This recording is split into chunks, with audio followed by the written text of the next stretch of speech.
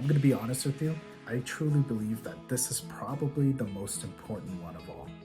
Because there's going to be days where you're too tired. There's going to be assignments that you don't love to do. So, thinking about online classes? Well, first, that's a big deal because online learning can be life-changing. But before you click on that enrollment button, I'm going to give you 5 practical, no-nonsense tips that'll help you start strong and finish strong. Tip number 1, treat it like a real commitment. Online learning is flexible, but it's not casual. You see, a lot of people think that since it's online, they could just turn things in whenever. Wrong. There's still discussion boards, there's still the participation in the classes, and you still have that one professor who posts on a Sunday at 6 a.m. for some reason. But here's a big difference. No one is physically dragging you to class. So here's the move. Block out a certain section in your calendar like you would for a doctor's appointment, one of your favorite shows is coming on, or even your paycheck. This should be non-negotiable. Trust me, future you is gonna thank you. Tip number 2, create a study space.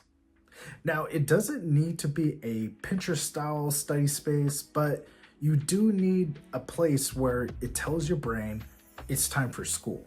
It could be a small corner in your dining table.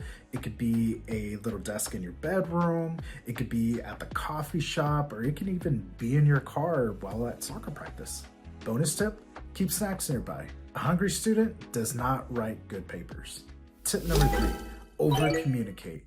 Now, for this one, I cannot stress enough because in online learning, your professors, your classmates, they can't see your facial expressions. So they can't tell if you're confused, you're stressed out, or totally lost. So if something's unclear, ask. If life happens, communicate early.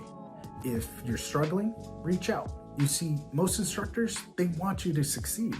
However, they can't help you if they don't know what's going on. And don't forget your classmates. You got discussion boards, you got the group chats. Utilize it as much as possible. You see, online learning doesn't mean alone. Tip number 4, master your time before it masters you. Let's be honest. We all got things going on. Some of us got families, some of us got kids, some of us got jobs. We got life. Online school requires time management. And not the I'll do it later kind either. So here's what works. Review the syllabus a week early, work ahead if possible, set on your calendar, set deadlines, stuff like that. Because you know what? Here's the truth. Something is bound to pop up. So if you're ahead, you're calm. If you're behind, you're up at 11:57 p.m. trying to get in that last assignment. We've all been there. Let's try to not live there. This brings us to our last tip, tip number 5, remember why you started. I'm gonna be honest with you. I truly believe that this is probably the most important one of all. Because there's gonna be days where you're too tired. There's gonna be assignments that you don't love to do.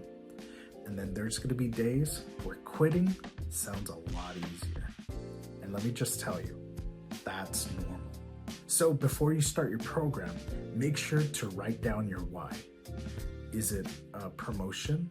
Is it to set an example for your kids? Is it to prove something to yourself?